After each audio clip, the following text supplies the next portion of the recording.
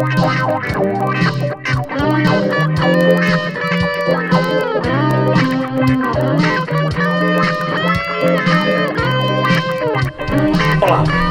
oitava aula do curso de Raciocínio Lógico para concursos públicos. Nós começaremos com essa oitava aula a segunda parte do seu livro, né, o segundo módulo, se você preferir, que é a lógica de argumentação. Lembre-se que o seu livro é constituído de 4 módulos: lógica proposicional, lógica de argumentação, análise combinatória e probabilidade. Da primeira à sétima aula, nós trabalhamos com o primeiro módulo, que foi a lógica das proposições. Com essa oitava aula, estamos começando a segunda parte do seu livro. Depois nós iremos para análise combinatória e, por fim, probabilidade. Essa oitava aula nós iremos trabalhar inicialmente com os quantificadores. Eu mostraria para você o que são quantificadores, quantos são e quais são esses quantificadores. E se der tempo, a gente entra em argumentos. Caso não dê, não tem problema, a gente joga para a nona aula os argumentos, combinado? Então vamos lá. Quantificadores. Você poderia me perguntar: Ayrton, o que são quantificadores? E aí eu vou responder essa sua pergunta com uma outra pergunta. É diferente, né?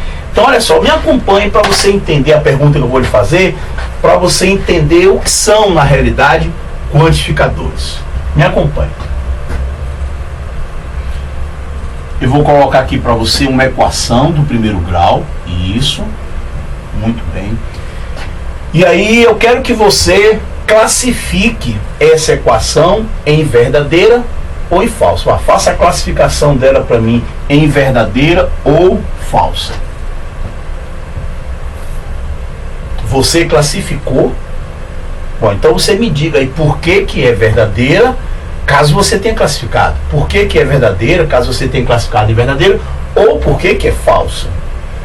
Porque eu não consigo classificar.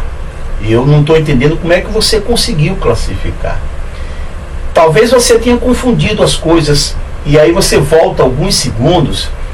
Eu não pedi a você para resolver a equação. Volte aí alguns segundos. Eu não pedi, quando eu coloquei ela no quadro, eu pedi para você classificar. Você provavelmente resolveu a equação e encontrou x igual a 5, mas resolver a equação não significa classificar, fazer o julgamento lógico, falso ou verdadeiro. Não. Eu quero que você me diga da maneira como ela está aqui, nesse exato momento aqui, nesta forma, se ela é verdadeira ou se ela é falsa. Não há como você julgar isso em verdadeiro ou falso. E por um detalhe bem simples: você não sabe qual o valor que poderá ser atribuído a x. Resolver uma equação é diferente de eu atribuir um valor aqui para x.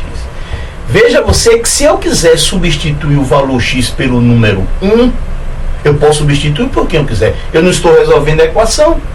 Se eu substituir o valor x, a incógnita x, pelo número 1, olha só como que eu vou ficar. 1 mais 3 igual a 8. Eu fico com uma sentença fechada, uma sentença declarativa cujo valor lógico é falso. 1 mais 3 não é igual a 8. Se eu substituo x pelo número 1000, eu fico com 1000 mais 3 igual a 8. Mas 1000 mais 3 não é igual a 8. Portanto, eu teria uma sentença declarativa, uma sentença fechada, ok? Cujo valor lógico é falso. Agora, se eu substituo x por 5, eu vou ficar com 5 mais 3 igual a 8. Agora eu tenho uma sentença fechada, eu tenho uma sentença declarativa cujo valor lógico é verdade. Então, não há como você classificar, porque você não sabe qual o valor de x que você vai atribuir. Ela pode ser falsa e pode ser verdadeira, depende do valor que você atribuir a x. Portanto, preste bem atenção, daqui a pouco você vai entender o que são quantificadores. Portanto, essa expressão aqui é chamada de função proposicional, ou como eu prefiro que você chame, de sentença aberta. Não há como você classificar. X pode ser qualquer valor. Muito bem. Ayrton, existe então maneiras ou uma maneira de nós transformarmos essa sentença aberta em uma proposição, em uma sentença fechada. Assim, há dois modos de você fazer isso, duas maneiras. A primeira maneira é você atribuir um valor particular X. Pronto, seria uma maneira de você transformar essa sentença aberta em uma sentença fechada. Por exemplo, eu posso substituir X pelo número 4. Pronto, eu teria 4 mais 3, ou melhor, 4 mais 3 igual a 8. Pronto, agora eu tenho uma sentença fechada. É claro, cujo valor lógico é falso. Eu sei que 4 mais 3 não é igual a 8. Então, agora, se eu substituo X por 5, eu já teria uma sentença fechada cujo valor lógico é verdade. Portanto, uma das maneiras é você atribuir a X valores particulares. A outra maneira, aí é que entra os quantificadores, é você utilizar o que a matemática chama de quantificadores. São dois os quantificadores. Eu vou mostrar para você os dois. O primeiro é o quantificador universal, cuidado com o nome, viu? Universal, você está generalizando. Olha só, é tudo, geral, todos, qualquer que seja. Cujo símbolo é esse daqui, ó. A letra maiúscula V com um tracinho em cima, cortando lá em cima, na parte de cima da letra V. Como é que você lê isso? Bem simples. Qualquer que seja, ou então para todo. Qualquer que seja, ou para todo. Existem duas maneiras. Se eu coloco aqui a letra minúscula X do lado direito, eu estou lendo onde X representa um elemento de um conjunto que tem uma determinada característica para os seus elementos. Ok? Então, como é que eu leria? Qualquer que seja o elemento X. Para todo X. Ok? Veja que você está generalizando quando fala qualquer que seja. Um outro quantificador é o quantificador existencial, que é a letra E de costas. Ok? E como é que você lê? Mais uma vez colocando aqui a letrinha X, você teria a leitura da seguinte maneira. Vamos lá. Existe pelo menos um X. Existe pelo menos um elemento X. Há, do verbo haver, há pelo menos um elemento X. Ok? Então são dois os quantificadores, o universal e o existencial. Porém, esse existencial, ele admite uma, digamos assim, sei lá, uma variação, que é essa daqui, ó, olha só. É a letra E, ok? De costas. Agora, ó, uma barrinha do lado direito. Quando você faz isso, muda radicalmente a leitura e o significado. Se aqui você lê, vamos lá, existe pelo menos um X, significa que pode haver um apenas? Pode sim. Pode haver dois? Pode, sem problema. Pode haver 3, 4, 5, 6, quantos você quiser, sei lá. Ele só está garantindo a você, o que se garante aqui é que não há possibilidade de haver 0 elementos. No mínimo, na pior das hipóteses, digamos assim, há um elemento. Mas pode haver mais de um. Ao passo que a leitura aqui é: existe um e somente um elemento X. Você percebe que é direto aqui, é muito explícito. Existe um e somente um elemento X. Não há margens nenhuma de dúvidas, ok? Exemplo, antes nós voltarmos para a nossa equação. Vamos lá. Se eu pego o conjunto A, me acompanha aqui. Vou pegar o conjunto A e vou escrever isso daqui. Vamos lá. A vogal A, B, E, O e a consoante D. Muito bem. Eu posso chegar para você e dizer: olha só, nesse conjunto A existe pelo menos uma vogal.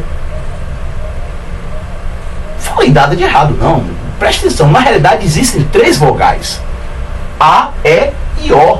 Mas quando eu digo para você que existe pelo menos um, não está errado. Quem tem 3, tem 1.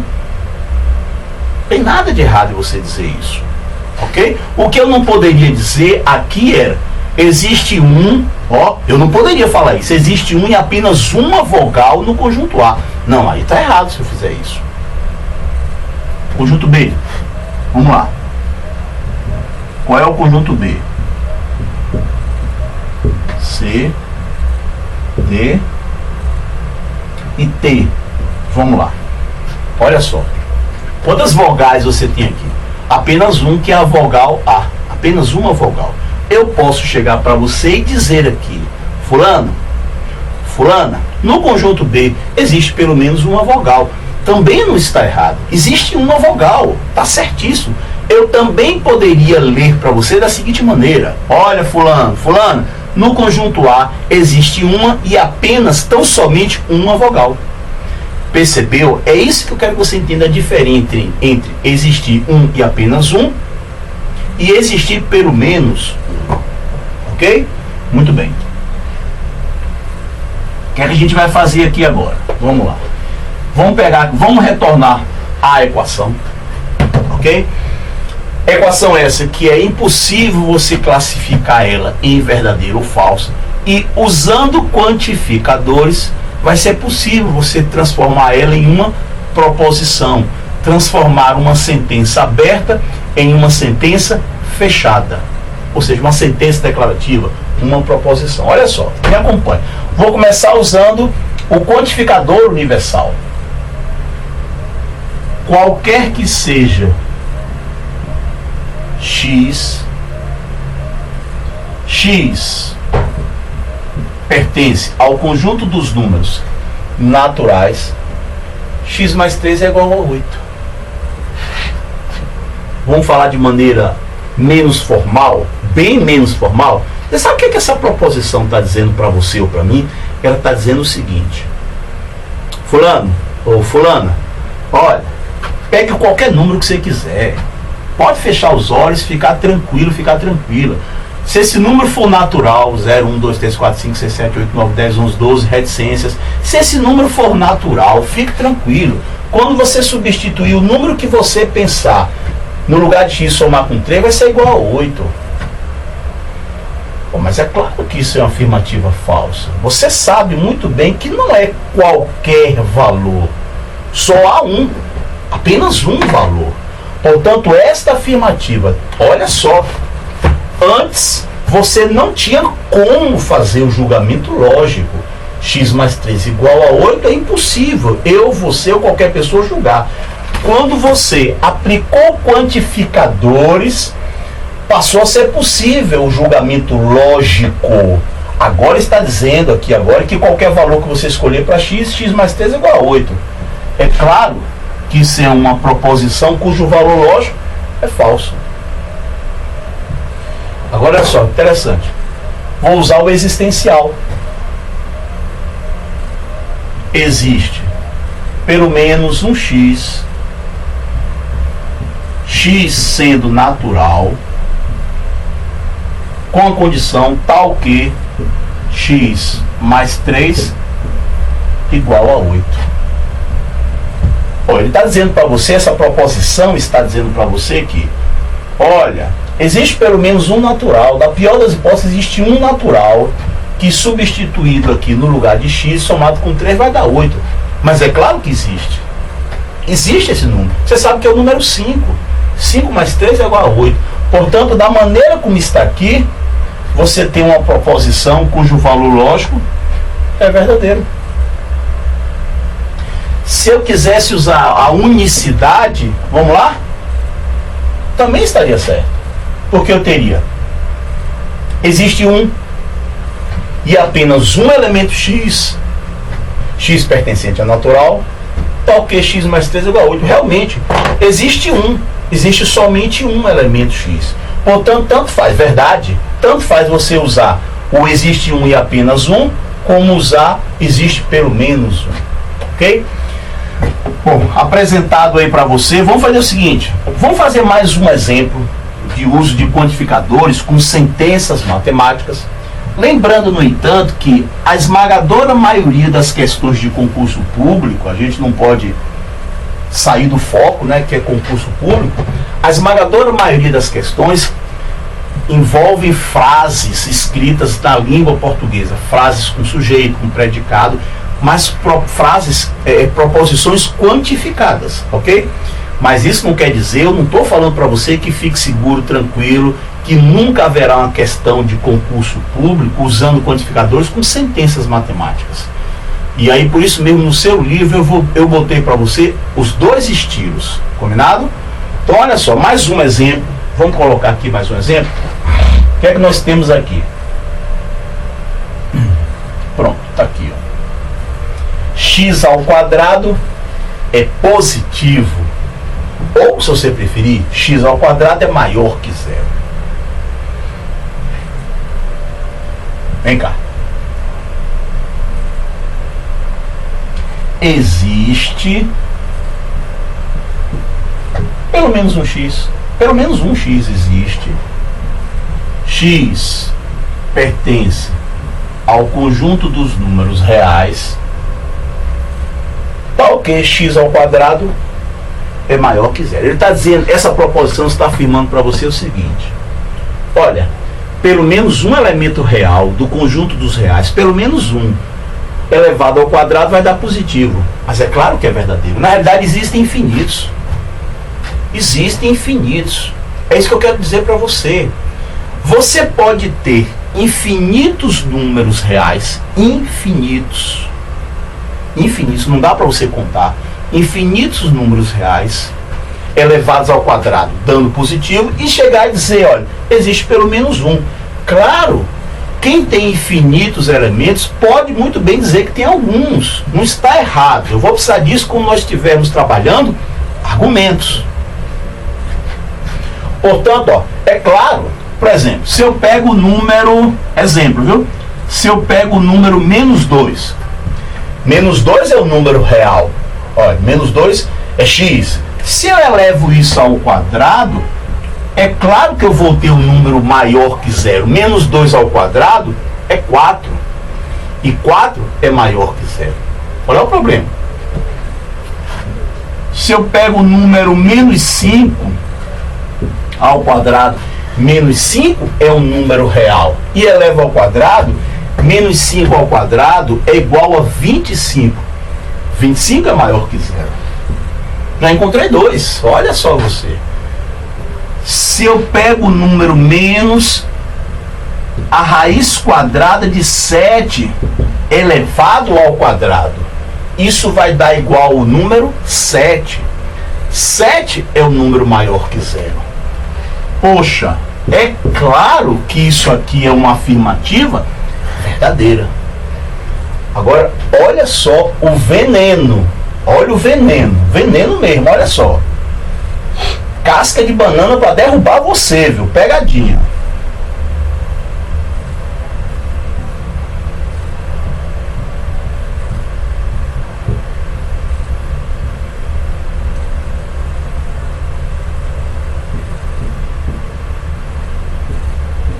Vamos ler?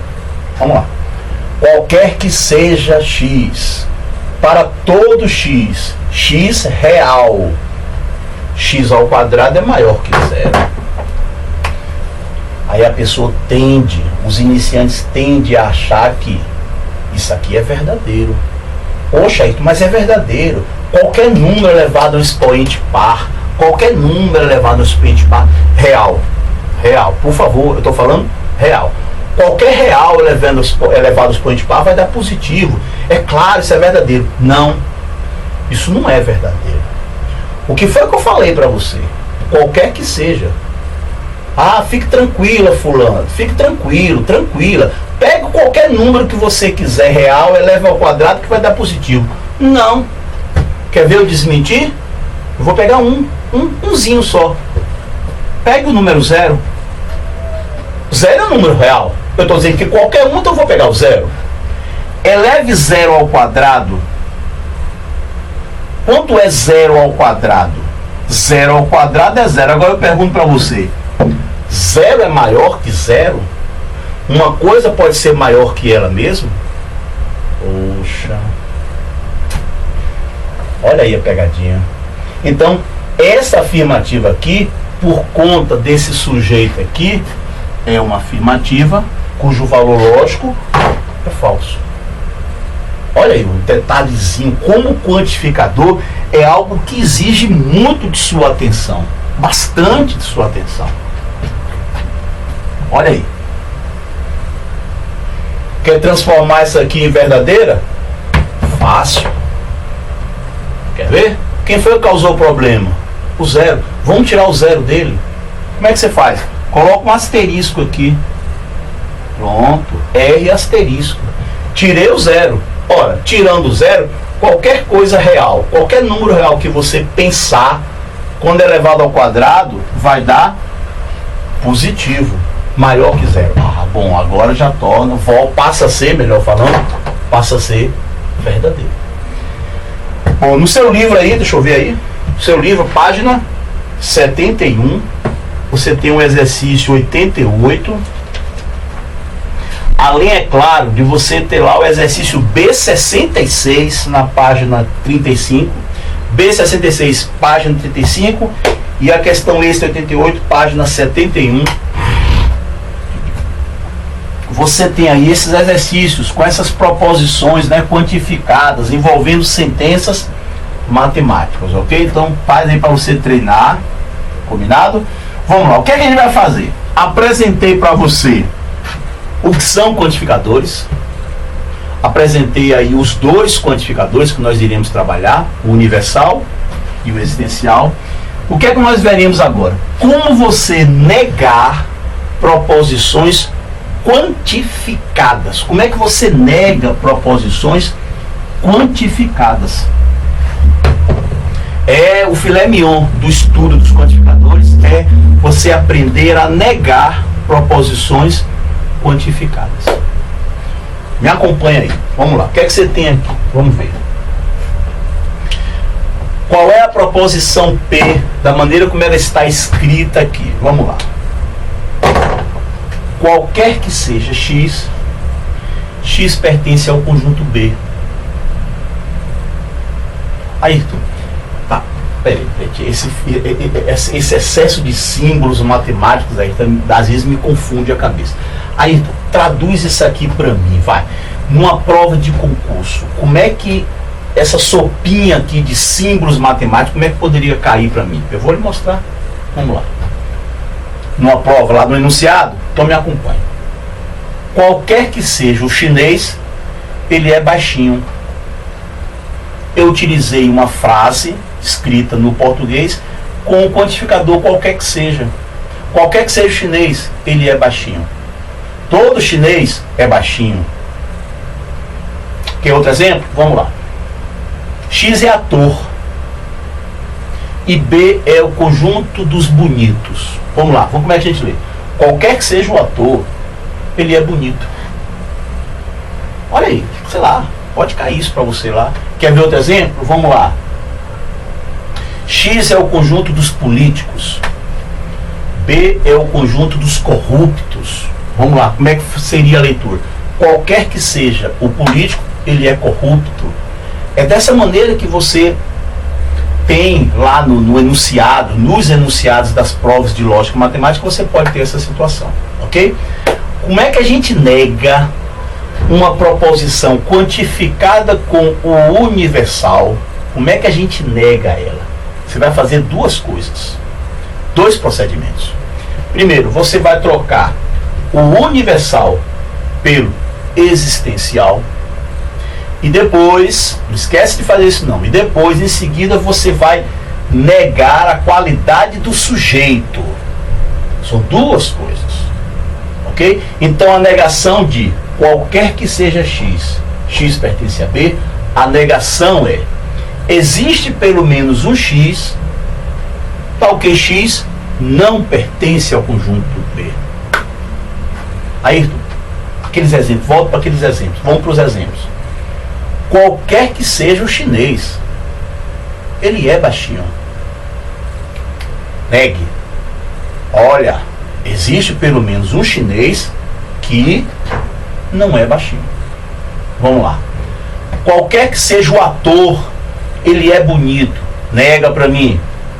Olha, existe pelo menos um ator que não é bonito. Ah, no caso dos políticos, qualquer que seja o político, ele é corrupto. Negue. Olha, existe pelo menos um político que não é corrupto. É dessa maneira. Cuidado, você que é iniciante, você que está dando os primeiros passos, você tem que tomar muito cuidado no político que você vai votar. Quer dizer, me atrapalhei. Cuidado. Você que é iniciante, você tem que tomar muito cuidado com as negações das proposições que você faz. Muito cuidado.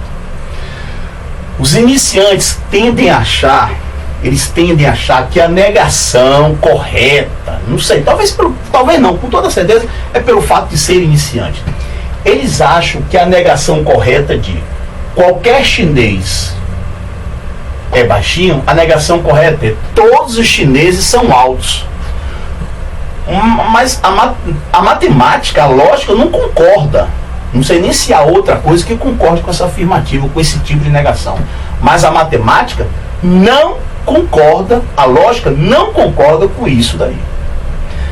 Quando eu chego para você e digo, aí, fulano, olha, qualquer que seja o chinês, ele é baixinho. Aí tá do seu lado um chinês, ou você conhece um chinês com 2,20 m. Aí, tá errado. Foi o que você falou aí. Aí eu digo, qualquer que seja chinês. Aí, vem cá. Eu conheço um. Não tem 1 bilhão e 300 milhões? Eu conheço um. Vem cá, olha aqui. 2,20 m de altura. Poxa, eu vou ficar sem graça na hora. Porque eu tinha dito que eram todos. E você me mostrou um com 2,20 m. Então, basta que você apresente um. Você pode até apresentar mais de um. Mas basta que você apresente um que não tenha aquela característica, particularizando, que seja baixinho. Então, toma cuidado com esse negócio de você querer negar tudo. Não, toma cuidado. E quando eu tenho proposição P, existe pelo menos um X, tal que X pertence a B. Negue. Você vai trocar o existencial pelo universal e negar o predicado, a qualidade, né, do sujeito. Então, o que é que você faz? Para negar o universal, você troca o universal pelo existencial e nega a qualidade do sujeito. Para negar o existencial, você troca o existencial pelo universal e nega a qualidade do sujeito. Ok? É muito comum. Só para você ter uma ideia, aí na página 71 do seu livro, eu vou fazer a questão 89. Você vai, ou melhor, nós vamos fazer a questão 89. Eu não, eu e você iremos fazer. Da 90 até a 98, todas elas de concurso público, poxa, é negação de proposições quantificadas. Fora que você tem lá nos exercícios básicos, viu? Então, olha só, o que é que nós iremos fazer? Eu, infelizmente, devido aos meus poucos recursos tecnológicos que eu disponho para colocar essas videoaulas no ar, eu ainda não tenho tecnologia suficiente para tornar as aulas em videoaula, entendeu? Semelhantes à aula presencial, no que diz respeito à interação, eu escutar você, digamos, ao vivo, né? Quer dizer, pelo menos por enquanto não, a gente não sabe lá do futuro, mas hoje, agora, não. Mas isso não impede a gente, isso não deixa a gente de mãos atadas, para que nós não possamos tentar diminuir um pouquinho o vazio, ok?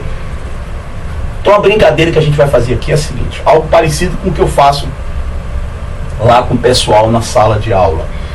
Eu vou falar algumas proposições quantificadas, lá na sala eu falo, e eles me devolvem a negação. Então eu vou fazer o seguinte, eu vou ler para você algumas proposições, questão 89, ok? E eu vou dar uma pausa, sei lá, 4, 5 segundos, não sei. E nessa pausa, você responde para mim aí a negação, ok? Depois eu digo para você a resposta correta para você ir conferindo, combinado? Então vamos lá, questão 89, vamos ver o que é que nós temos. Letra A. Todo rico é arrogante. Qualquer que seja o rico, ele é arrogante. Negue. Isso.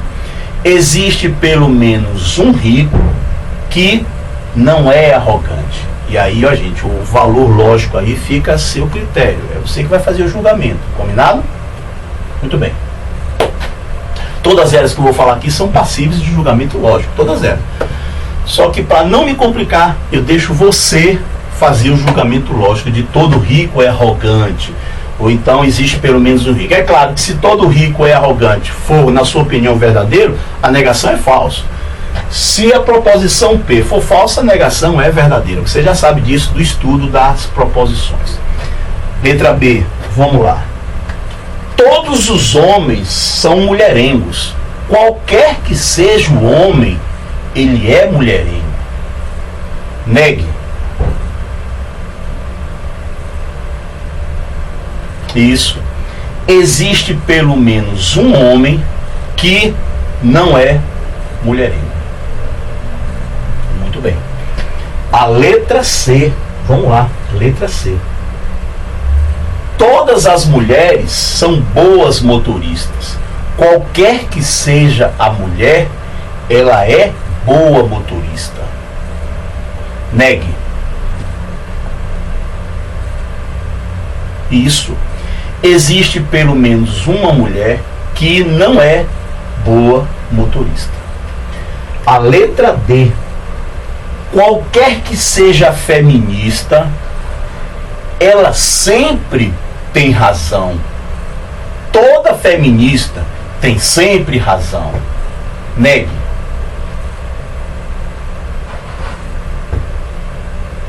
Existe pelo menos uma feminista que nem sempre tem razão ou não tem sempre razão. Isso. Vamos agora para a letra E.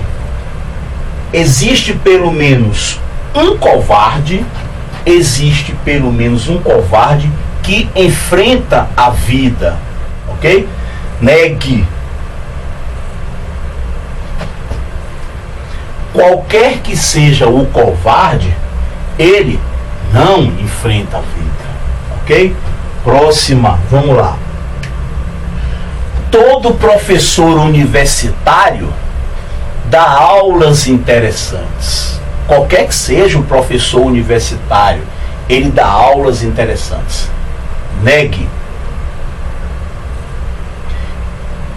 Existe pelo menos um professor universitário que não dá aulas interessantes.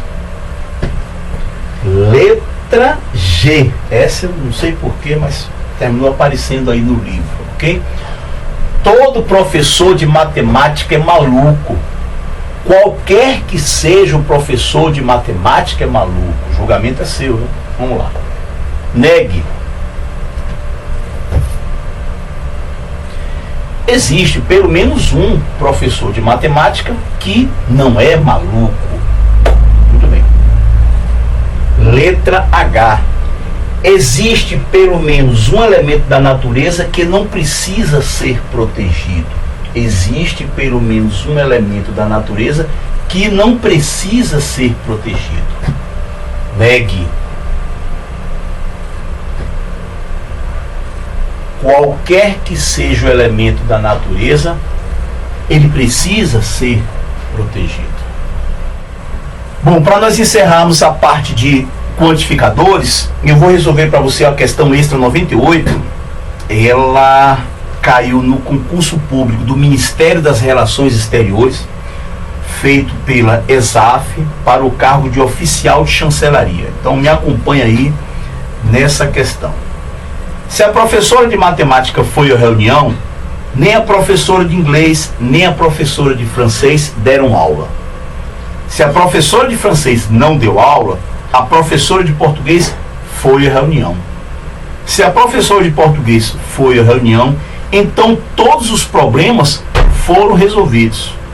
Ora, pelo menos um problema não foi resolvido. Logo, aí tem as alternativas, né? Letra A. A professora de matemática não foi à reunião e a professora de francês não deu aula. Letra B. A professora de matemática e a professora de português não foram à reunião. E por aí vai, né?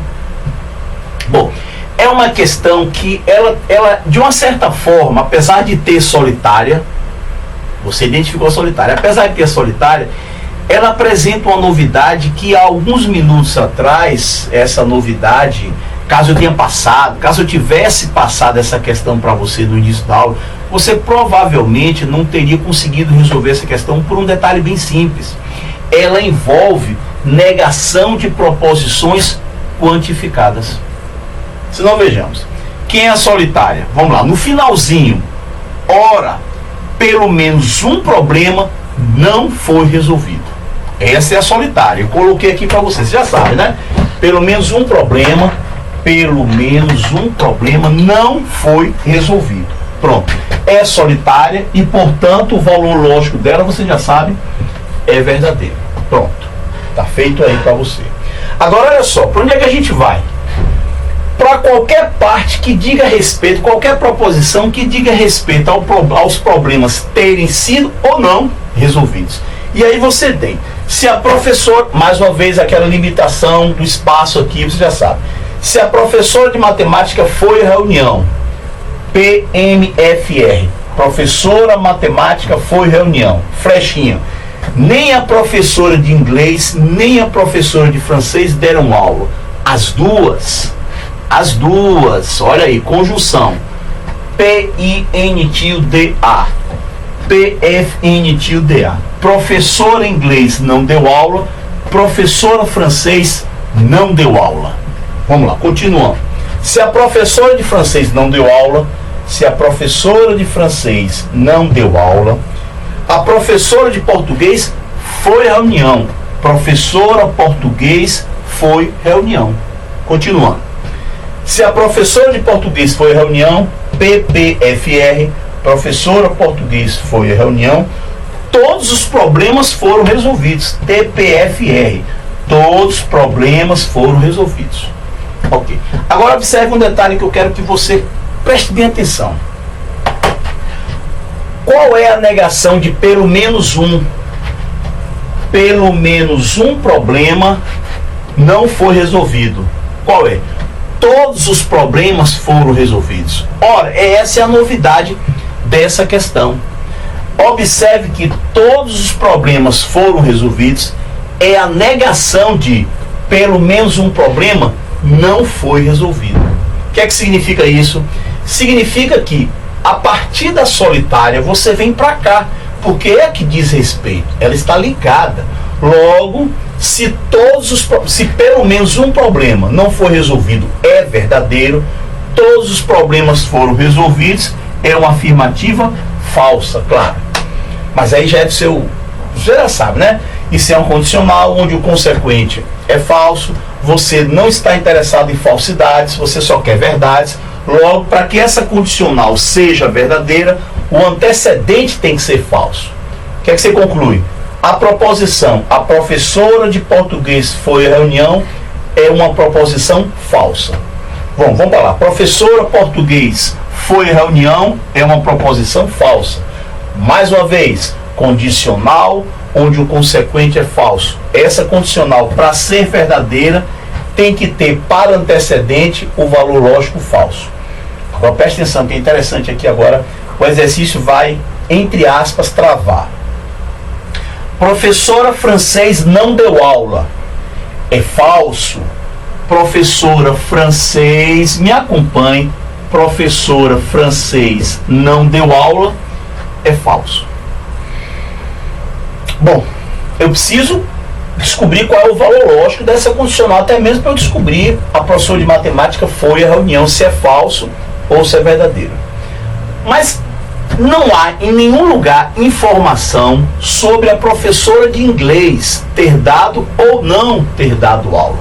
significa que o exercício, aparentemente, ele trava. Aparentemente. Aí o que é que você tem aqui? Toda essa conjunção, observe que toda essa conjunção, que na realidade é o consequente dessa condicional, essa conjunção, por motivos que você já domina, desde lá da segunda aula, essa conjunção ela é falsa. Qualquer que seja o valor que eu colocar para esta proposição, a conjunção será falsa. Ora, mas essa conjunção é o consequente da condicional. Portanto, eu posso colocar que esse consequente, ele é falso. E aí você cai na situação, nas duas situações anteriores. Essa condicional, para ser verdadeira, tem que ter para antecedente o valor lógico falso. Pronto. Descobrimos aí tudo a respeito de todos. O que é que nós vamos fazer aí agora? Analisar uma por uma questão de espaço. Deixa eu colocar aqui letra A. Vamos ver o que é que a letra A diz pra gente. A professora de matemática não foi à reunião e a professora de francês não deu aula. Vamos lá. É uma conjunção, né? As duas coisas aconteceram. A professora de matemática não foi à reunião. Peraí, para. Professora de matemática foi à reunião é falso. Logo, professora de matemática não foi à reunião é verdadeiro. Então eu tenho verdade e, vamos ver a outra, professora de francês não deu aula. Professora de francês não deu aula. É o que? Falso. Aí já era, né? Não tem mais por que a gente continuar. Aí a letra A está descartada, ela é falsa. Vamos para a letra B para ver o que é que você tem lá na letra B. Vamos lá. Leitura da letra B.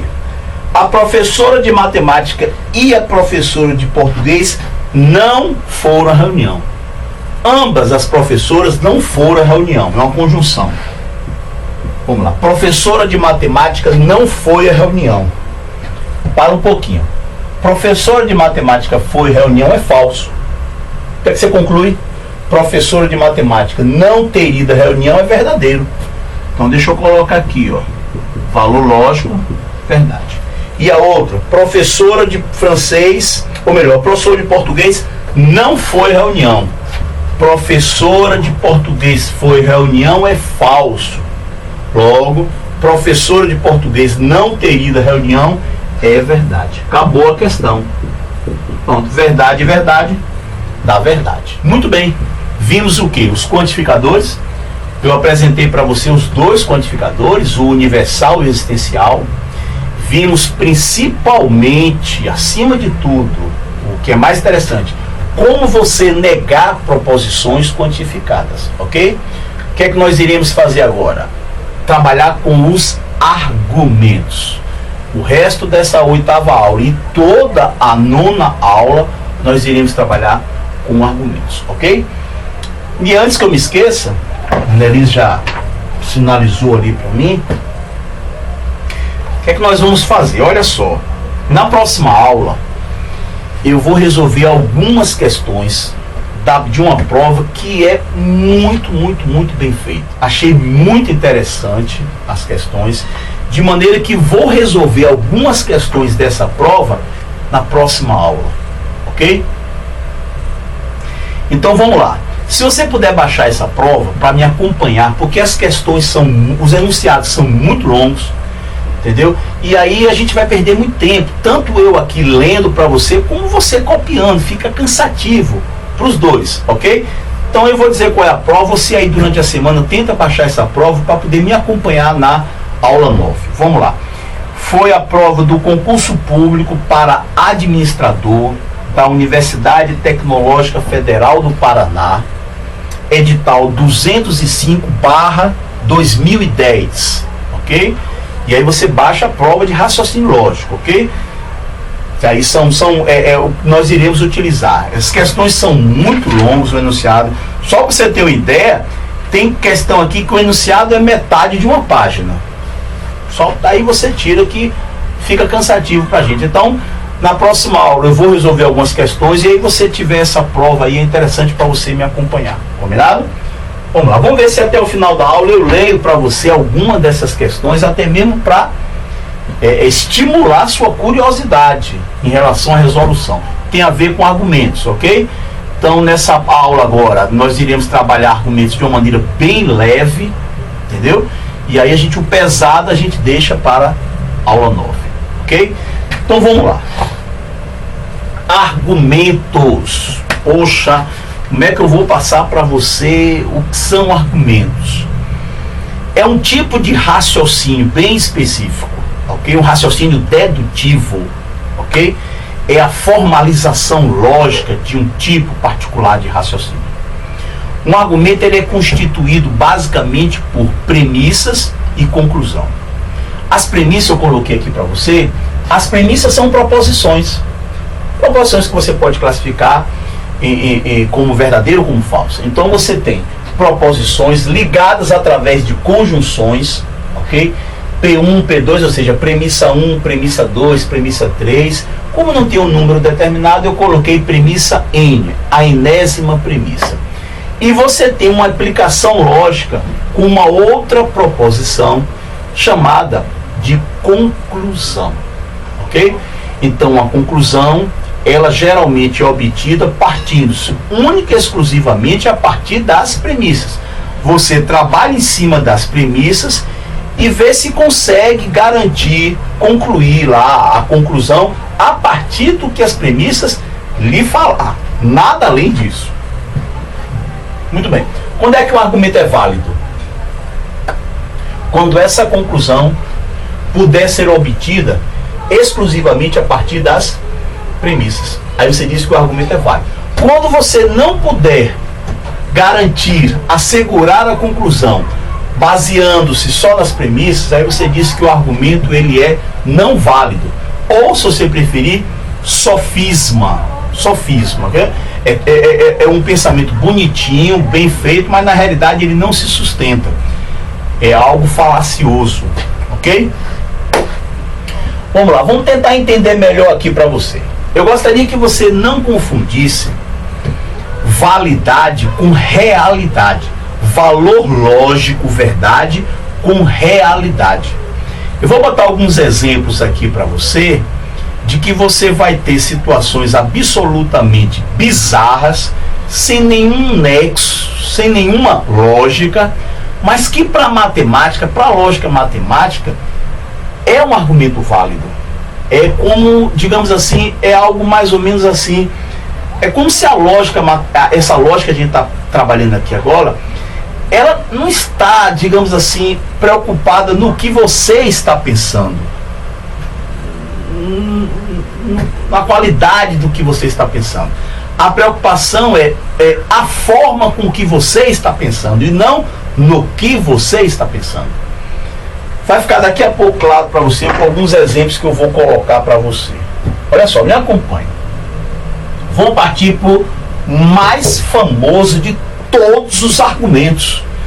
É o mais famoso da história da humanidade, esse argumento aqui envolvendo o filósofo grego Sócrates, né? Da Grécia Antiga. Vamos lá. Vamos lá. Todo homem, poxa, esse daqui, quem estudou filosofia ou estudou matemática, poxa, conhece esse argumento, né? É um argumento chamado particularmente de silogismo, porque é um argumento constituído de duas premissas, guarda isso aí, viu? Duas premissas e uma conclusão. Quando você tem duas premissas e uma conclusão, o argumento é chamado de silogismo. Silogismo. Então vamos lá. Todo homem é mortal. Pronto. Qualquer que seja o homem, ele é mortal. Muito bem. É uma premissa. O valor lógico é verdade. Nesse caso aqui, é algo. O valor lógico é verdadeiro, ele é válido e é real. Você sabe que todo homem realmente é mortal. Vamos lá. P2. Sócrates é homem. Sócrates é homem. É válido e real. Agora eu pergunto para você. Eu posso concluir que Sócrates é mortal? Se você puder assegurar esta conclusão, baseando-se única e exclusivamente nessas duas premissas, você vai dizer que esse argumento ele é válido. O argumento válido. Muito bem. Vamos fazer o diagrama, que é o que nós iríamos trabalhar. O diagramas, ok? Então vamos lá. Todo homem é mortal. Eu vou fazer um diagrama que satisfaz essa premissa, mesmo porque premissa não pode ser contrariada. Você vai me vir falar isso muito, beirando, entendeu? Beirando assim a irritação, entendeu? Premissa não pode ser contrariada. Faça o diagrama que você fizer, não contrarie premissa. Combinado? Então vamos lá. Todo homem é mortal. Tá aqui. Todo homem é mortal. Seja qual for o homem, ele é mortal. Em forma de condicional? Se é homem, então é mortal. Vamos lá. Aqui, esse retângulo que você está vendo é o conjunto dos mortais. E aqui dentro, é claro, quem é que eu vou colocar? O conjunto dos homens. Olha aí. Claro, se todo homem é mortal, o conjunto dos homens está contido no conjunto dos mortais. Em termos de desenho, em termos de diagrama, o conjunto H está dentro do conjunto M. Ok? Aqui você tem, nessa ponta aqui, por exemplo, esse pontinho aqui que eu coloquei para você. É um ser vivo, mortal, mas que não é homem. Sei lá, uma barata, um rato, um gato, um cachorro. É mortal? É, mas não é homem. Aqui não. Aqui é homem e, portanto, é mortal. Ok? Muito bem. Então, esse diagrama está satisfazendo a premissa 1. Sócrates, detalhezinho, detalhe, antes de nós prosseguir. Eu poderia fazer esse desenho aqui? É claro que não. Esse diagrama está contrariando a premissa. O que é que a premissa diz? Premissa não pode ser contrariada. O que é que a premissa diz para você? Que todo homem é mortal. Eu acabo de contrariar uma premissa. Esse homem daqui, ele é imortal. Eu estou contrariando a premissa. Então, aí não vale. Eu falei para você, premissa não pode ser contrariada. Ok? Então deixa a gente apagar isso aqui, refazer. Muito bem. Então vamos lá. Todo homem é mortal. Sócrates é homem. Vamos desenhar Sócrates dentro do conjunto dos homens. Porque eu não poderia desenhar Sócrates aqui, nem aqui. Como Sócrates é homem, ele é um elemento do conjunto dos homens. Pronto, olha aqui você. Aí, Sócrates é homem. Por esse diagrama, que não fere, não discorda das premissas, eu posso concluir que Sócrates é mortal? Claro. Se homem está dentro dos mortais e Sócrates está dentro dos homens, logo Sócrates ele é mortal. Este argumento aqui é um argumento válido. Ele é consistente. É um argumento válido. Pronto, acabou. Isso é que chama-se um silogismo particular, porque são duas premissas e uma conclusão. Ok? O que é que eu vou fazer aqui agora? A bem da verdade, esses dois exemplos, de uma certa forma, eu já usei eles lá no curso, né? Que é Lógica Matemática para Concursos Públicos. É um curso que foi até a aula 13, ao contrário desse aqui que vai ser completo. Lá foi até a aula 13. Eu utilizei esses dois exemplos, o do Sócrates e o que eu vou colocar aqui agora. Como eles são, na minha opinião, perfeitos para você entender quando é que um argumento é válido, não confundir validade com realidade, eu estou repetindo esses exemplos aqui agora. Vamos lá? Mas tem algo interessante, esquisito, que você vai estranhar. Mas é o que eu falei para você não pode confundir validade com realidade. Não pode confundir valor lógico com realidade. Então me acompanha aqui, olha só. P1. Todo cachorro sabe voar. Pronto. É uma premissa. Se é premissa, é válido. Apesar de não ser algo real. Você sabe que não é real. Mais uma vez é o que eu falei para você. A lógica, nesse caso aqui, não está preocupada no que você está pensando, e sim na forma com que você está pensando. Nina é cachorro. Nina é uma cadela beagle que eu crio. Interessante que hoje ela não está aqui. Ela não está aqui hoje, mas tem dia, quando o pessoal sai, fica apenas eu e ela tem um pavor horrível, medonho de ficar sozinha. Então ela fica aqui na porta, chorando, arranhando a porta, e para não incomodar a gravação, eu termino tendo que colocar ela aqui dentro, ok? Mas já aconteceu casos interessantíssimos de eu estar falando para a câmera, né, compenetrado na resolução, e não perceber que ela chegou aqui, ó, e fica olhando para mim, e aí, ó, termina aparecendo ela aqui. Eu acho ela tão bonitinha ela aparecer, mas a Annelise não achou. Fazer o quê? Ela, não interessa, o pessoal não vai gostar disso. Não, ninguém está interessado em ver cachorro, não, e corta, ó. Poxa, tão bonitinha. Mas de qualquer maneira, eu prometo a você, qualquer dia desse eu apresento Nina para você. Uma graça, linda, linda, linda, ok? Vamos lá. Nina é cachorro. Poxa, é uma premissa. Nesse caso aqui é válido e é verdadeiro. Aqui é válido e não é real. Não é real. Aqui é válido e real. A pergunta é: Nina sabe voar? Poxa, todo cachorro sabe voar. Nina é cachorro. Será que Nina sabe voar? É claro. Sabe quem é que vai confirmar isso pra gente? Olha pra cá. Vamos no diagrama para ficar uma coisa bem mais explícito para você. Vou fazer o diagrama dessa premissa. Lembrando que premissa não pode ser contrariada. Vou desenhar o conjunto dos seres que sabem voar. E como o cachorro está dentro, se é cachorro sabe voar, todo cachorro sabe voar, eu vou desenhar o conjunto dos cachorros, é claro, dentro do conjunto dos seres que sabem voar. Claro, óbvio, não poderia ser o contrário. Portanto, se é cachorro, sabe voar. Muito bem. Nina é cachorro. O que é que eu vou fazer? Vou desenhar Nina dentro. Não poderia desenhar Nina aqui, não faz sentido. Nem poderia desenhar Nina aqui onde eu estou colocando meu dedo. Como Nina é cachorro, eu tenho que colocar Nina dentro do conjunto dos cachorros, óbvio. Portanto, eu vou desenhar Nina aqui. Olha aqui, Nina. Portanto, Nina está aqui, ó. Pronto, olha aí. Muitíssimo bem desenhado, diga-se de passagem. Então vamos lá. Nina sabe voar? É claro que Nina sabe voar. Se o conjunto dos cachorros está dentro do conjunto dos seres que sabem voar, e Nina é cachorro, logo Nina está dentro do conjunto dos seres que sabem voar.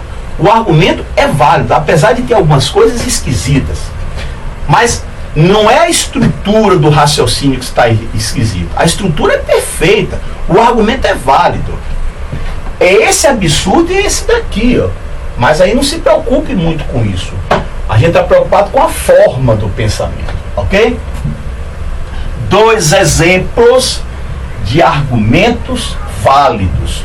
Vou colocar para você agora um exemplo de argumento que não é válido, ou um sofisma. Então, o que é que nós temos aqui? Me acompanhe. Nenhum garimpeiro é atleta. Vamos lá? Nenhum garimpeiro é atleta. É premissa de um argumento? É válido? É. Não sei se é real, deve ter algum garimpeiro aí que seja atleta, não importa. Não estou muito preocupado com isso. Eu sei que é premissa, é válido, valor lógico é verdade. P2. Todos os atletas são saudáveis. Todos os atletas são saudáveis. Muito bem. Conclusão. Nenhum garimpeiro é saudável. Poxa. Vamos escrever aqui. Nenhum garimpeiro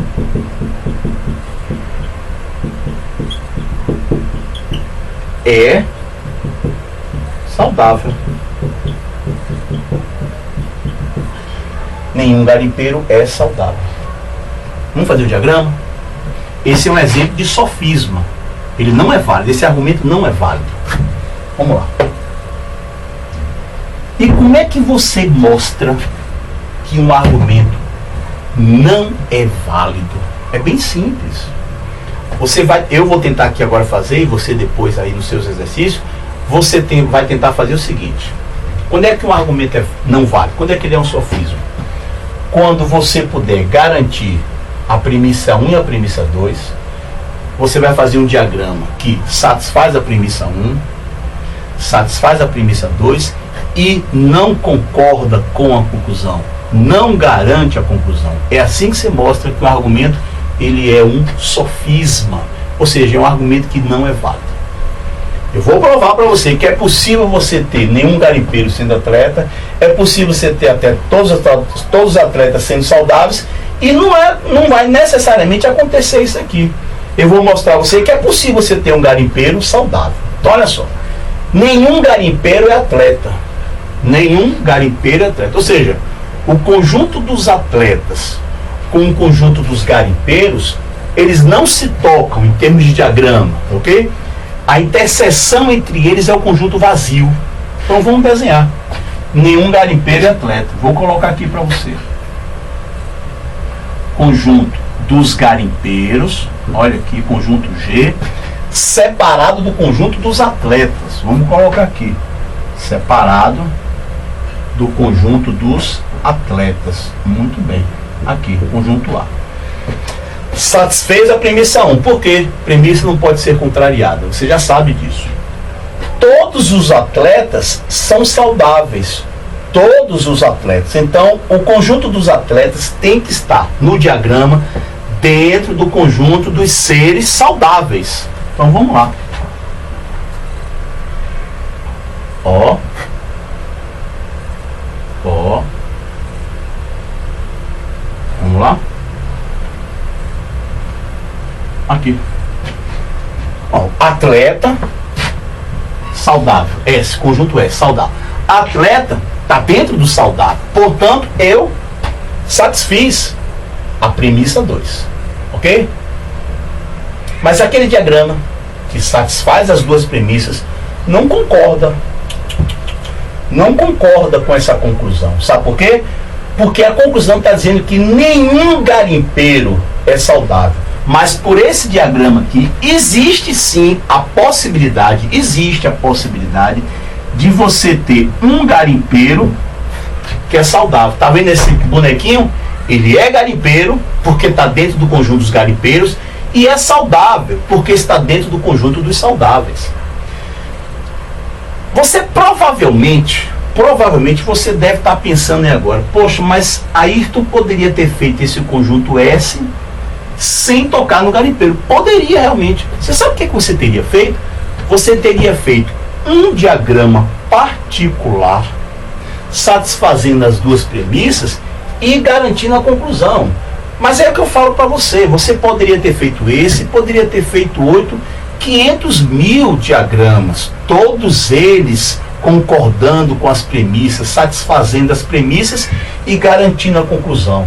Mas se alguém chegar e você fez 500 mil, se alguém chegar e mostrar umzinho só, diagrama que satisfaça as duas premissas e negue a conclusão, esse argumento ele não pode ser chamado de válido, ele não pode ser considerado um argumento válido, porque você mostrou que é possível,